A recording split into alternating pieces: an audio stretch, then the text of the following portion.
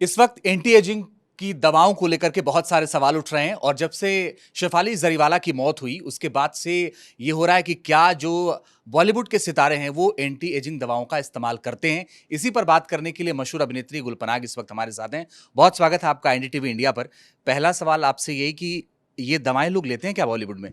देखिए ये दवाएँ उपलब्ध हैं हम्म, और मैं इनको दवाएँ नहीं कहूँगी, ये ट्रीटमेंट्स और ये इंटरवेंशंस उपलब्ध हैं हम्म, और इनको रेगुलेट नहीं किया गया है। तो ये बॉलीवुड तो क्या मतलब आप भी ले सकते हैं, कोई भी ले सकता है। आज अगर रेगुलेशन के माध्यम से देखा जाए तो जो चीज़ आप खाते हैं, जो आप पीते हैं, उसमें रेगुलेशन ज़्यादा है, लेकिन जिस चीज़ की इंजेक्शन आप अपने फेस में लगा सकते हैं, उस पे रेगुलेशन कम है। तो एक तरीके से मुझे लगता है कि जो हमारी अंदर की इनसिक्योरिटीज़ होती हैं कि क्या मैं कल तक रेलेवेंट रहूँगी या रहूँगा, इम्परफेक्शन, एजिंग हम्म, हम्म, इम्परफेक्शन, एजिंग, इन सब इनसिक्योरिटीज़ को एक तरीके से एक हथियार की तरह यूज़ किया जाता है, हमें हमारी एंग्ज़ायटीज़ को एड्रेस करने का। अंदर से हर इंसान में एंग्ज़ायटी होती है ना कि बिल्कुल। कल मेरा क्या होगा? कल मैं यहाँ रहूँगी या नहीं रहूँगी? मेरे पास ये सब होगा, नहीं होगा? तो उस एंग्ज़ायटी का फ़ायदा उठाते हुए, उस एंग्ज़ायटी को एक हथियार बनाते हुए, ये पूरी एंटी एजिंग इंडस्ट्री जो है वो ऑपरेट करती है। वो आपको बताती है कि आपको बड़े नहीं होना है, मतलब बूढ़े नहीं होना है, बड़े नहीं होना है, आपको वैसे रहना, जो संभव नहीं है। तो अब अगर इस दृष्टिकोण से हम देखें, तो मुझे लगता है ना सिर्फ़ ह जहाँ जहाँ तक कि फ़िल्म और एंटरटेनमेंट इंडस्ट्री की बात है, पूरे देश में इस एंटी एजिंग एक जो कॉन्सेप्ट है, जिसकी इतनी बात की जा रही है, जिसको इतना मार्केट किया जा रहा है, ये इसका दुरुपयोग पूरे देश में हो रहा है और हम इसके बारे में जानते भी नहीं, इसके ऊपर कोई रेगुलेशन भी नहीं है। इसका आने वाले सालों में क्या असर होगा हमारी बॉडी पर, उसमें डेटा नहीं है, साइंस नहीं है, रिसर्च नहीं है। मेरा तो सिंपल ये मानना है कि आपके पास आपकी एक ही चीज़ है जो आपकी है और वो है आपकी फ़िज़ीक, आपकी बॉडी, आपका शरीर। आप उसमें वो चीज़ें ना डालें जो उसके लिए अच्छी नहीं है, क्योंकि वो ही एक शरीर आपके पास रहेगा अगले 20, 30, 35 साल।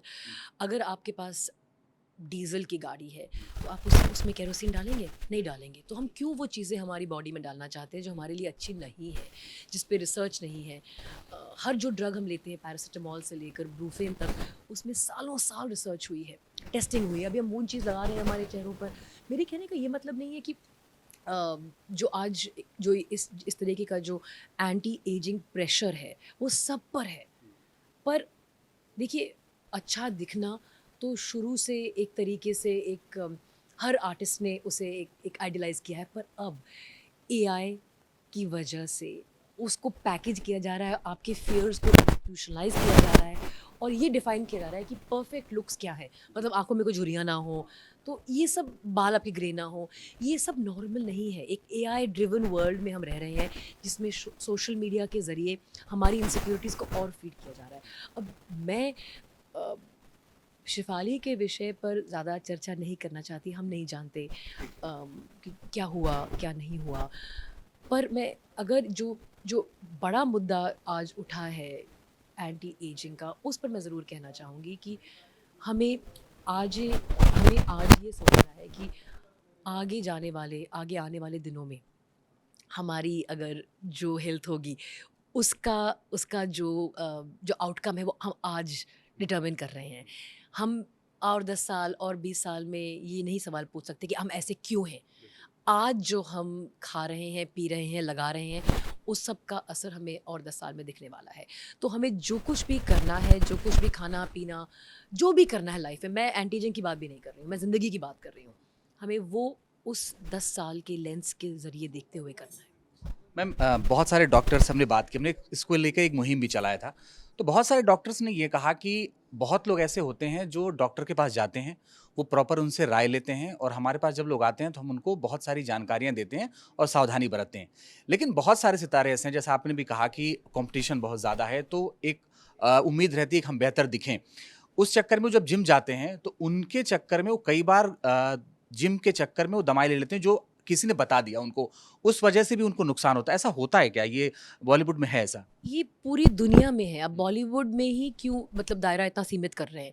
ये हर जगह होता है। आप किसी भी लोकल जिम में जाएँगे, बंदा आपको पूछेगा आपसे भई ये ले मसल बनाने के लिए, बॉडी बिल्ड करने के लिए।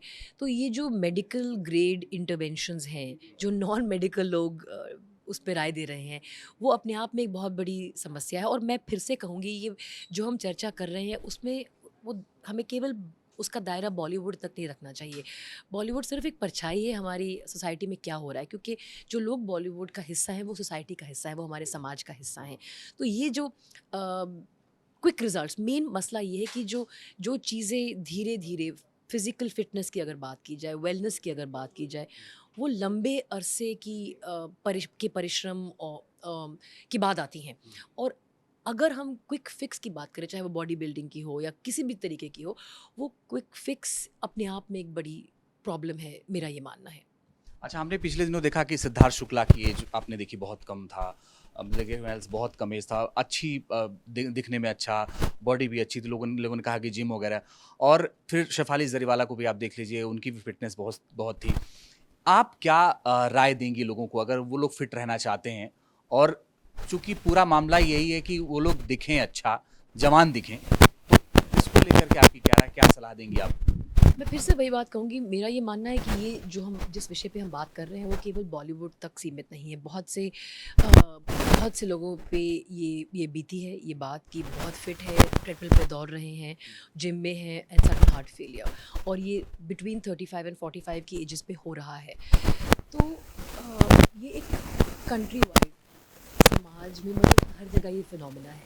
बॉलीवुड जिसका दायरा अगर इस पे हम बड़ी चर्चा करें, जो ज़्यादा मैं मानती हूँ कि आवश्यक है आज की तारीख में, वो ये है कि क्विक फिक्स एक प्रॉब्लमैटिक मसला है।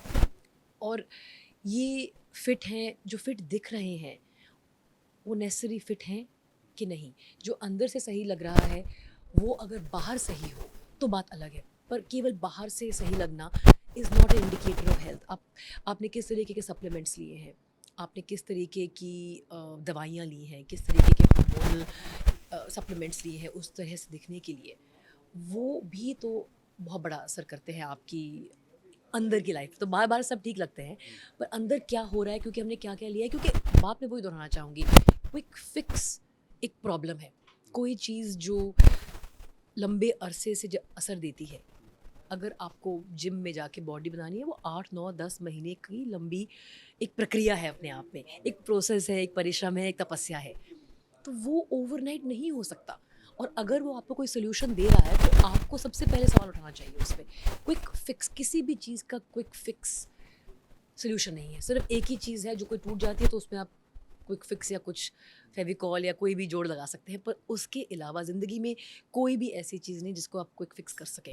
और अगर कोई क्विक फिक्स का मशवरा दे रहा है, सलाह दे रहा है, तो हमें कभी उस पर विश्वास नहीं करना चाहिए। जो चीज़ परिश्रम से होती है, जो चीज़ मेहनत से होती है, अपनी स्वास्थ्य का, अपनी सेहत का ध्यान रखना, वो एक परिश्रम का मामला है, वो एक तपस्या का मामला है। क्या खाना है, सही खाना है, वर्जिश करना है, सो वो सब जो करना है।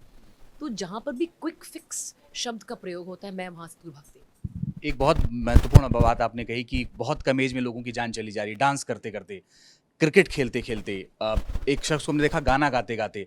तो इसको लेकर के हो रहा था कि कोविड वैक्सीन से उनकी जान चली जा रही है। आज ही जब आपसे बात हो रही है, इससे थोड़ी देर पहले आईसीएमआर और एम्स ने अपने रिसर्च में पाया कि कोविड से ये मौतें नहीं हो रही हैं, ये मौतें हो रही हैं बीमारियों से, खान पान से, और कोई और वजह हो सकती है।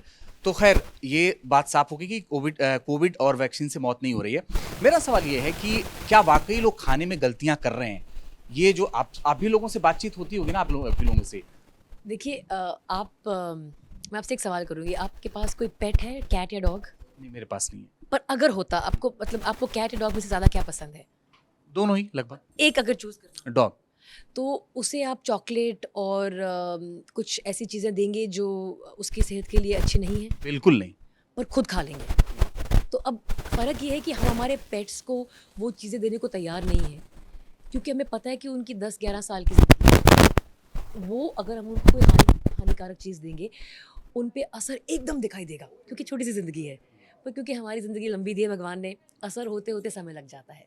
तो अल्टीमेटली खान पान की जो आपने बात की, बहुत ही संगीन बात है। हमें पता है हमें क्या खाना चाहिए और क्या नहीं खाना चाहिए। मतलब इसके लिए साइंस और पढ़ने लिखने की ज़रूरत नहीं है। पर फिर भी जानबूझकर हम सब जब अगर उस तरीके की चीज़ें हमारे शरीर में डाल रहे हैं जो नहीं डालनी चाहिए, तो फिर क्या कहा जा सकता है? बॉलीवुड में ज़्यादा गलतियाँ कर रहा है। आप फिर भी बॉलीवुड के पीछे पड़े हुए हैं। मतलब मैं देखिए आपके पीछे, आप जर्नलिस्ट हैं, संवाददाता हैं, आपके पीछे नहीं पड़ी हूँ, पर आप मतलब धो पी कर पीछे बॉलीवुड के ही आ जाते हैं। मैं ये कहना चाहूँगी कि बॉलीवुड तो सिर्फ़ एक सिम्पटम है कि जो जो असल में समाज में हो रहा है, बॉलीवुड में दिखाई देता है क्योंकि ढेर ढेर सारे कैमराज़ उनको फ़ॉलो करते हैं क्योंकि वो प्रिटेनर्स पे रखे हुए हैं कि आइए हमारी फ़ोटो लीजिए। तो ये पैकेजेज़ हैं कि भई कौन-सा वायरल इंस्टाग्रामर, फ़ोटोग्राफ़र आपकी फ़ोटो लेगा। मुझे हाल ही में एक मेल आया, उसमें लिखा था महीने के 85,000, उसमें 3 बार आप इंस्टाग्राम फ़ीड पे जहाँ पे बड़े-बड़े सितारे दिखते हैं, वहाँ दिखोगे। तो अब हर जगह उनको देखना मतलब देखने को मौके दिए जा रहे हैं, या तो नेचुरली या तो फिर पैसे देकर। अब इसलिए वो दिखाई ज़्यादा देते हैं। पर ऐसा नहीं है कि जिस बात की आप बात कर रहे हैं, वो मतलब उससे पूरा समाज पीड़ित नहीं है। लेकिन शेफ़ाली ज़रीवाला की मौत के बाद से सवाल उठे, उनके घर में दवाइयाँ मिलीं और उन दवाइयों को ज़ब्त किया गया, फिर ये सवाल उठे। देखिए, मैं उस विषय पर बात नहीं करना चाहती क्योंकि नंबर 1 एक रिस्पेक्ट होनी चाहिए अ, उस उनकी फैमिली के प्रति। बहुत बड़ा हादसा हुआ है, तो मुझे लगता नहीं कि हमें उस विषय पे चर्चा करनी चाहिए। पर आप बात ये कर रहे हैं क्योंकि आपको एक शख्स के घर में इन्फॉर्मेशन मिली है कि ये चीज़ें मिली हैं।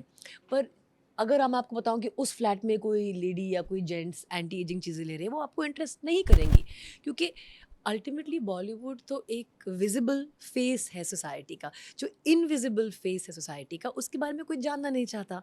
मसला ये है। चलिए, बहुत शुक्रिया मैम हमसे बात करने के लिए। तो गुल पनाग जो कि मशहूर अभिनेत्री हैं, इस बात पर ज़रूर जोर दिया उन्होंने कि कम से कम खाने पे ज़रूर ध्यान दें ताकि आप फिट रहें, आपकी सेहत फिट रहे और आप कम से कम आगे चल कर के आपको कोई बीमारी ना हो। कैमरामैन आकाश के साथ मैं अजीत, एनडीटीवी इंडिया के लिए।